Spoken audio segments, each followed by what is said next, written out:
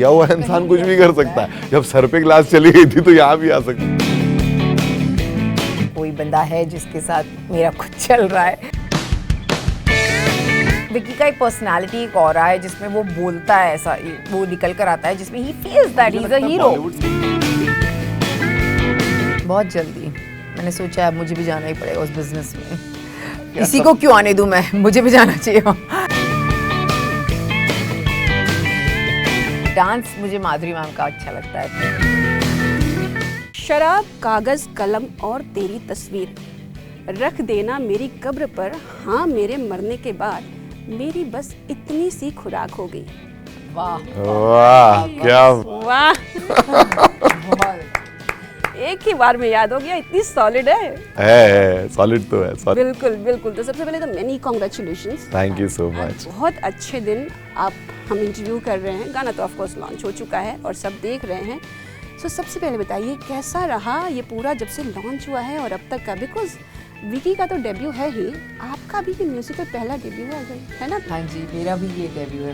तो मैंने कभी इससे पहले कोई सिंगल वीडियो या सिंगल म्यूज़िक ऐसा कभी कुछ किया नहीं था। तो मेरे लिए बहुत एक्साइटमेंट थी क्योंकि ऑफ कोर्स की बड़ी टीम है, भूषण सर हैं और विशाल ने गाना गाया है और मनन जी हैं इसमें जिन्होंने कंपोज किया है, मिहिर है जो डायरेक्टर है। सो टीम इतनी सॉलिड थी और उसके साथ साथ जो मेरे हस्बैंड है उनका डेब्यू है। बिल्कुल। तो मैं बहुत एक्साइटेड थी ये सॉन्ग करने के लिए, इसीलिए मैंने सोचा कि अब मुझे इसमें डेब्यू कर लेना चाहिए। तो ये पहली बार वो वाली फीलिंग आई ना कि कोई चीज़ जब रिलीज़ होने वाली होती है, तो बोलते थे ना आज तक हमेशा कि रिलीज़ होती है तो आपको कैसा फियर होता है, ये होता है। तो यू नो वो थोड़ा सा हम लोगों ने होली के समय पे ही अपना एक छोटा सा एक क्लिप ऐसा कर दिया था, सारे गेस्ट आए हुए थे, हम लोग की होली पार्टी थी, तो वहाँ पे हमने थोड़ा सा एक इसको प्ले करके हमने एक वीडियो किया था और सबको उस दिन पता चला था। तो उसी दिन जो कई बार ऐसा लगता है कि अपने फ्रेंड्स तो सारे झूठ भी बोल सकते हैं कि नहीं बहुत अच्छा है, बट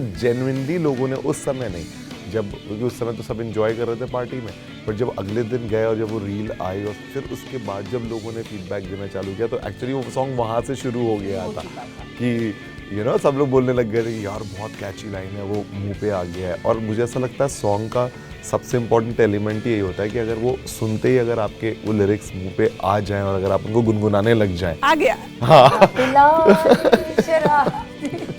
बात बाकी है, तो वो गुनगुनाने पे आ जाना चाहिए। अगर वो गुनगुनाने पे आने लगा तो फिर सॉन्ग अच्छा है। तो उस समय से थोड़ा थोड़ा पता चलने लग गया था, फिर उसके बाद तो रिलीज हुआ और फिर उसके बाद अब साथ में ही है। आई एम श्योर बहुत लोग ऐसे हाथ में बॉटल लेके ये वाला स्टेप करने वाले।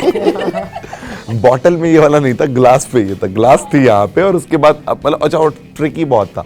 अब आपको ग्लास यहाँ पे रखना है, उसके बाद वो आप डांस कर रहे हैं, फिर वो जंप होके ग्लास आपके हाथ में आ रही है और तब आप सिप ले रहे हैं। तो वो जब पहली बार वो एक्सप्लेन कर रहे थे कि आपका ये एक हुक स्टेप रहेगा जो आपको करना है, तो मेरा यार पहले तो ये गिलास यहाँ क्यों आएगी, तो बोला अरे आप पिए हुए हो ना, तो पिया हुआ इंसान कुछ भी कर सकता है। जब सर पे ग्लास चली गई थी तो यहाँ भी आ सकती है। मैंने कहा ये बात भी सही है। तो बेसिकली इट वाज लाइक कि भाई आप ड्रंक हो एंड आप उस स्टेट में हो जहाँ पे आपको कुछ भी नहीं है, मतलब you just are performing that step. तो बहुत बहुत बहुत कूल था वो, मजा आया होगा। बट बैलेंस कैसे बना?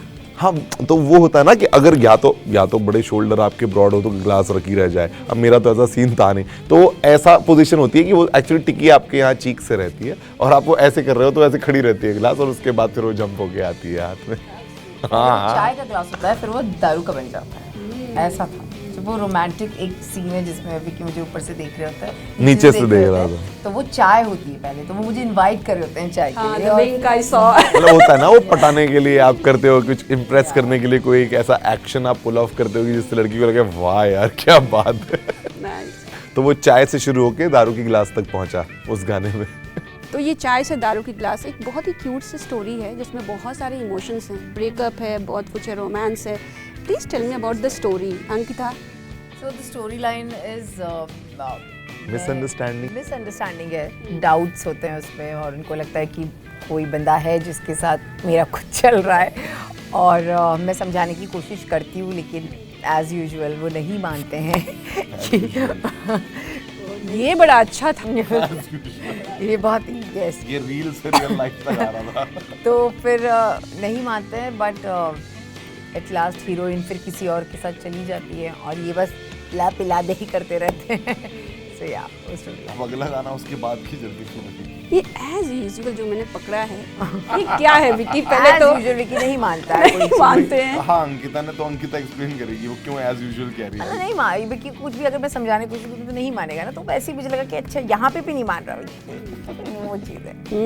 नाइस। ये एक्टिंग वाला जो कीड़ा था ये बचपन से था, क्या था एग्जैक्टली? और मुझे लगता है बोलने की बातें होती है, ऐसा कुछ होता नहीं है कि मतलब बचपन से कोई सोच रहा होता है और 50 साल नहीं, पर मैं तो सोच रही थी, मैंने अपने करियर के लिए सोचा था। मेरे पास ऐसी कोई स्टोरी नहीं थी। मैं एक बिजनेसमैन हूँ, मैंने कभी लाइफ में ऐसा नहीं सोचा कि मैं ये सारी चीज़ें तो आपके लिए कोई चीज़ सपने जैसा तभी फील होता है जब आप उन चीज़ों को कभी सोचते नहीं हो और फिर अचानक से आपको एक दिन मौका मिलता है कि आप अब साथ रह के अब अचानक से एक चीज़ ऐसी आती है कि भाई अब आप एक सॉन्ग है उसमें आप एक्टर हैं, तो आपको लगता है अच्छा मैं एक्टर हूँ, मैंने चलो ठीक है उसको पुल ऑफ करते हैं, तो अब वो देख के बहुत मज़ा आता है। तो ये एक सपने जैसा ही है। पर मुझे हमेशा ऐसा लगता है कि विकी को मैं देखती थी तो मुझे फीलिंग आती थी कि एक आई वोंट से कि कीड़ा था बनने का नहीं, लेकिन एक फीलिंग होती है दैट मैं हूँ ये, यू नो लाइक विकी का एक पर्सनालिटी एक और है जिसमें वो बोलता है ऐसा, वो निकल कर आता है जिसमें he feels that he is a hero,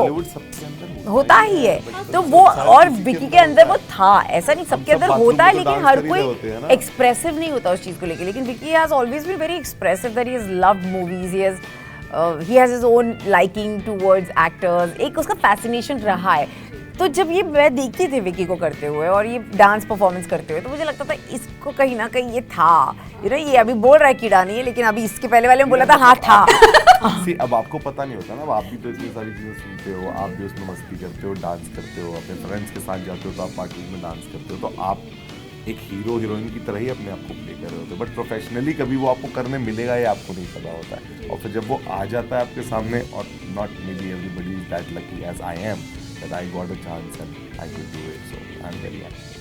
ये एक्टिंग में बिग बॉस से कुछ हेल्प मिली? मतलब टीवी पे ठीक है वो एक्टिंग होती है सबके अंदर, बट वो टीवी पे रहना 24/7 बॉस में एक्टिंग ही तो नहीं की ना हमने। अगर एक्टिंग ही कर रहे होते तो फिर क्या था, बिग बॉस में कुछ एक्टिंग हो ही नहीं पाई। हमने एक्टिंग, मैं और अंकिता हम दोनों ही बहुत हम नेचुरली ऐसे ही हैं हम लोग, जैसे हम रहते हैं ना हम हमेशा वैसे ही मतलब जब जो मूड है हम वैसे रहते हैं। हम कोई भी एक्सप्रेशन को हम बहुत आउट लाउड अपने हर एक्सप्रेशंस को लेके हम लोग जो मन में आता है वो बात बोलते हैं, जो कहना है वो कहते हैं। तो मुझे ऐसा लगता है रिलेशनशिप्स ऐसे ही होते हैं, और जब आप ऐसे होते हो तभी एक वेरियस इमोशंस आप एक्सपीरियंस कर पाते हो। मुझे एक चीज़ लगती है, जो क्वेश्चन आपने पूछा है कि बिग बॉस में कैमरा सामने नहीं थे, कैमरा पीछे थे, जहाँ विकी को कैमरा पता नहीं था, यू नो। तो मुझे लगता है ये चीज़ फेस करना, जब एक कैमरा आपके मुंह पर आता है जाता है, it's not like everybody can't do that, it's very difficult, you get conscious, आपने कैमरा अवॉइड ही करना होता है। हाँ, बस तो यही एक होता है कि आपको अब नहीं सोचना है कैमरा है, तभी आप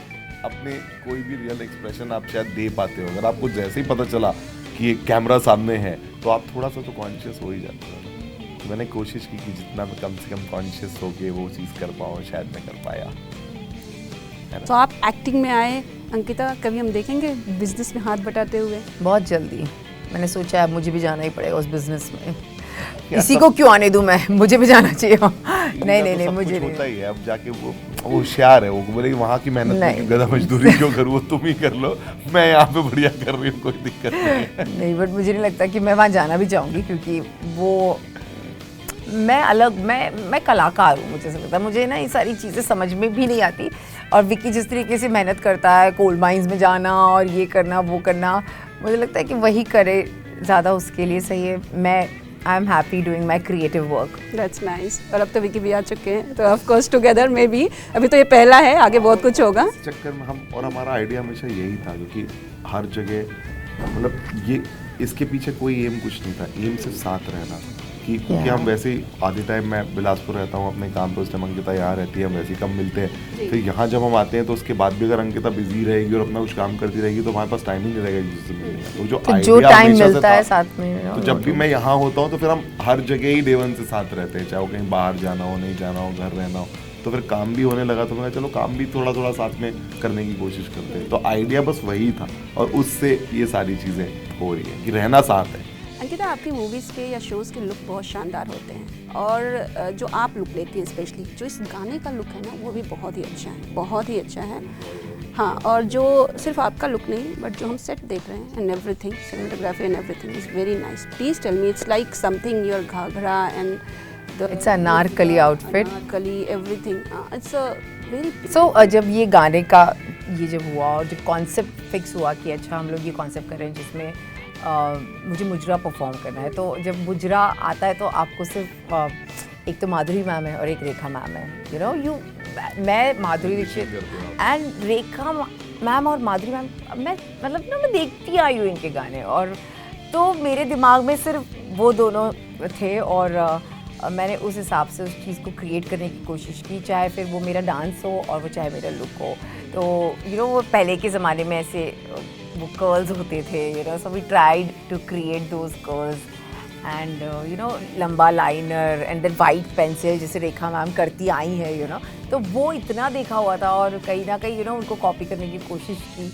और डांस मुझे माधुरी मैम का अच्छा लगता है, तो आई ट्राइड कि मैं उनके जैसा कुछ थोड़ा बहुत मुझे मौका मिला है तो मैं हाथ से नहीं जाने देना चाहती और मैं उनके जैसा कुछ करना चाहती थी, तो उसको एक वो फील देने की कोशिश की है. एंड लकीली गाने की स्टेप्स इतनी अच्छी हैं उसमें, जो लापेला the choreography is very very nice. तो मुझे वो करने में बहुत मज़ा आया. मेरे लिए भी फर्स्ट टाइम मुजरा परफॉर्म करना था क्योंकि मैंने कभी मुजरा तो नहीं किया है, और वो जब चांस मिला तो मुझे लगा इसको बस अपना बनाना है और कुछ नहीं. So that's what. आपके लिए टफ था डांस करना? मैं विकी का डांस है ही नहीं, मतलब फिर भी मेरे को dance, I am comfortable with dance. मैं डांस कर लेता हूँ तो मुझे कोई प्रॉब्लम नहीं थी, और उसमें कुछ डांस था ही नहीं वैसे, थोड़ा बहुत ना विकी का कोई डांस पार्ट नहीं. वो एक ही स्टेप था. हाँ, बाकी तो चोट खाया आशिक वाली ज़्यादा चीज़ें थी, तो बस वही चल रहा था. अच्छा, ये बताइए, जब आपस में मिसअंडरस्टैंडिंग्स होती हैं आप में रियल लाइफ में, तो कौन मनाता है, कौन पहले जाके बोलता है भाई ठीक है मान जाओ? सच बोलना. जो गलती करता है वही मनाता है, मुझे लगता है. अब अंकिता से पूछो कौन मनाता है.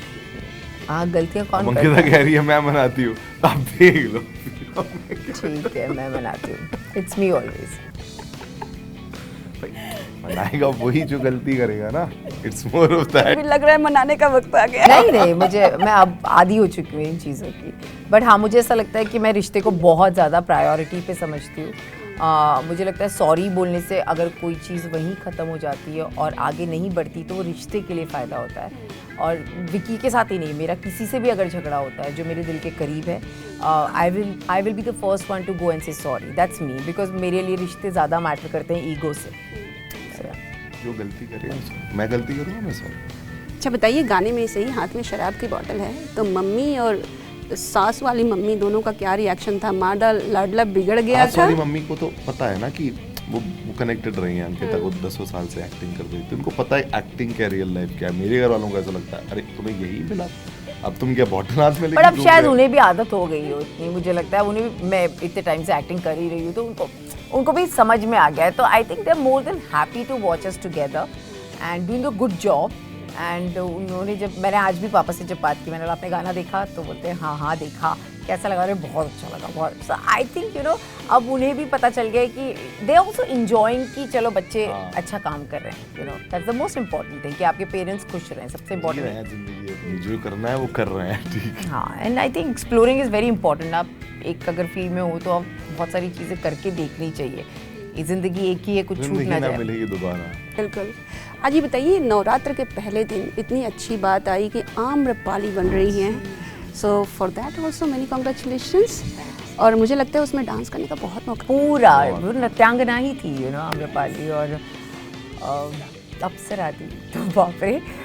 बट अच्छा लग रहा है, अच्छा पोस्टर है, अच्छी न्यूज़ है. आई am very excited and luckily मुझे ऐसी अपॉर्चुनिटीज़ मिलती हैं जिसमें एक स्ट्रॉन्ग वुमेन ओरिएंटेड कैरेक्टर्स करने को मुझे मिलता है. So Amrapali is that project where I will have everything to perform. मतलब चाहे फिर वो वॉरियर हो या चाहे फिर वो सुंदर डांसर हो, और हर तरीके की औरत जिस तरीके से होती है वो मैं उस चीज़ में दिखा पाऊँ. I am grateful. That's nice. Smile दरबार भी इससे कमबैक कर रहे हैं कई सालों बाद. जी हाँ, उनका म्यूज़िक हम सब ने सुना है और I am waiting for it. I am waiting for it. And Sandeep Singh की फिल्म सेटअप में एक्चुअली उन्हीं का म्यूजिक यस हमारे अंदर बसा हुआ है. मतलब आई एम श्योर वो जिस तरीके से क्रिएट करेंगे इस चीज़ को और अलग होगा. क्योंकि आम्रपाली का एक रिक्वायरमेंट है जो है म्यूज़िक, और संदीप है उसमें, तो I am very sure Sandeep का खुद का टेस्ट म्यूज़िक का इतना अच्छा है, तो I am sure he will create something very beautiful, we will create something very beautiful. Nice. जब हम बात करते हैं सोशल मीडिया की, जब आप लोगों के लिए ना, हम बहुत लोगों से मिले आप लोगों के बारे में जानने के, या फिर जो लोग बिग बॉस में होते हैं तो बहुत सारे फ्रेंड्स रिएक्ट करते हैं एंड ऑल, तो बहुत सारी ट्रोलिंग, नेगेटिव, पॉजिटिव, तो मैं अपना एक्सपीरियंस आपसे शेयर करूँगी। हम 2 तरह के लोगों से मैं मिले, जिसमें एक लोग ये थे जो सपोर्ट में थे और बोल रहे थे कि हाँ इनके फाइट दे आर फ्रेंड्स, और फ्रेंड ऐसे ही फाइट करते हैं, आपको क्या पता वो अपने घर में कैसे रहते हैं। और दूसरा जो था वो था ट्रोल, नहीं मतलब वो ज्ञान देना कि पति को पत्नी से ऐसे नहीं बात करना चाहिए, पत्नी को पति से ऐसे नहीं बात करना चाहिए। सो एक जो सोशल ज्ञान भी होता है कि मुझे नहीं पता कि आप लोगों का बॉन्ड क्या है, बट हाँ मेरे पास राइट्स हैं कि मैं आपको ज्ञान दूंगी कि आपको कैसे रहना चाहिए। तो ये 2 तरह की चीज़ें हमने देखी हैं आप लोगों के लिए स्पेशली। आप किस तरह से लेते हैं इन सब चीज़ों को जब आपके सोशल मीडिया पर इस तरह के रिएक्शंस आते हैं, या फ्रेंड्स कभी फ़ोन करके बोलते हैं नहीं भाई आपको ऐसा नहीं करना? नहीं, फ्रेंड्स तो कभी ऐसा बोलते नहीं है, लेकिन मुझे लगता है ट्रोल्स, देखो फ्रेंड्स अगर बोलेंगे तो भी I would agree to them because they are friends, है ना। वो आकर मेरे मुंह पर कोई चीज़ बोलेंगे, I will understand them, but मेरे लिए ट्रोल्स का जो डिपार्टमेंट है वो मेरे हस्बैंड का है, वो बहुत अच्छे से मैनेज करते हैं इस चीज़ को, क्योंकि trolls are not for me. मैं ना ट्रोल्स पढ़ती हूँ ना मेरी लाइफ में उनकी कोई इंपॉर्टेंस है। फ्रैंकली मुझे वो लगता है कि आज तक मेरी लाइफ में बहुत अच्छी चीज़ें भी हुई हैं, तब लोगों ने आके मेरे लिए कभी नहीं बोला, बहुत बुरी चीज़ें भी हुई हैं, तब लोगों ने कुछ भलता ही बोला जब वो नहीं बोलना चाहिए था। सो मेरे लिए वो मैटर ही नहीं करता। ट्रोलिंग, यस, अगर कोई है जो मेरे लिए सच में जेन्युइनली सोचता है और मेरे लिए कोई अच्छा मैसेज लिखता है और जिसमें शायद वो बोल सकता है मैं गलत भी हूँ, तो I agree to it, I will work on that, but not on that cause जहाँ पे गंदे से बात की जा रही है। और यू नो कैटेगरीज भी होती है उसमें कई तरह की। मुझे ऐसा लगता है कुछ लोग ऐसा होता है जो आपको बहुत चाहते हैं, वो या तो वहाँ पे रहते हैं, और कुछ लोग बायस्ड रहते हैं। जैसे अभी जो करंटली अगर चल रहा हो, तो हमने जो प्रोजेक्ट बिग बॉस किया, हम उससे निकले, तो आधी चीज़ें कुछ जो लोग हैं जो शायद उतना अच्छा नहीं बोलते, क्योंकि वो शायद कुछ और लोगों को लेके बायस्ड होते हैं, जैसे उनके कोई और फेवरेट थे तो वो आधी चीज़ें यहाँ लिखते हैं। तो बहुत सेंस उसमें किसी बात पे कुछ होता नहीं है। सेंस बस यही है कि भाई हमारी ज़िंदगी है, just because we are public figure और हमारी वो चीज़ें लोगों के सामने हैं, तो उनका बिल्कुल हक है अपनी प्रतिक्रिया देने का, लेकिन ज़िंदगी हमें ही जीनी है, हमें ही उसे आगे लेके जानी है। तो उसको आप कितना फ़र्क उसका पड़ना चाहिए, नहीं पड़ना चाहिए, या पड़ता है, वो बहुत सब्जेक्टिव रहता है। कभी किसी में ऑफ डे रहेगा तो उस दिन शायद किसी में माइंड में कोई बात आएगी, कभी नहीं होगा तो कोई फ़र्क नहीं पड़ता। तो आप देखेंगे कि 60-70% सब अच्छी चीज़ें ही लिखी होती है, लेकिन अच्छी चीज़ें ना अटेंशन लेने की दिक्कत है, इसीलिए शायद लोग गंदी चीज़ें लिखते हैं, शायद अटेंशन चला जाए। गंदी चीज़ें ना अटेंशन कैच करती हैं, तो लोग शायद आधी चीज़ें लिखते ही इसलिए क्योंकि हर किसी को अटेंशन चाहिए आज की दुनिया में। Everybody likes to be talked about, या उनको कोई अटेंशन मिले, या कई बार ऐसे प्रोग्राम्स बन गए जहाँ पे ट्रोलर्स को भी बुलाया जाता है और उनसे भी बात की जाती है, तो लोगों को लगता है शायद कि मैं बहुत नेगेटिव कमेंट डालूंगा तो शायद मुझे कभी वो मौका मिलेगा कि मैं कभी शायद किसी चीज़ का पार्ट बन सकूँ। तो आपको नहीं पता किसकी घर बैठ के क्या साइकोलॉजी चल रही है, बट अगर ऐसी कोई चीज़ लिखी गई है जो आपको पढ़ के ऐसा लगता है कि दैट मेक सेंस, वो शायद 1% होती है जो कभी कभी होती है, जो शायद कभी कोई कुछ ऐसा लिखता है जो शायद आपके व्यक्तित्व में आपको सुधार लाने की ज़रूरत हो, तो वो आप लेके आ जाओ और लाइफ गेट्स बेटर। चलिए इसी के साथ thank you so much. Thank you so much ma'am.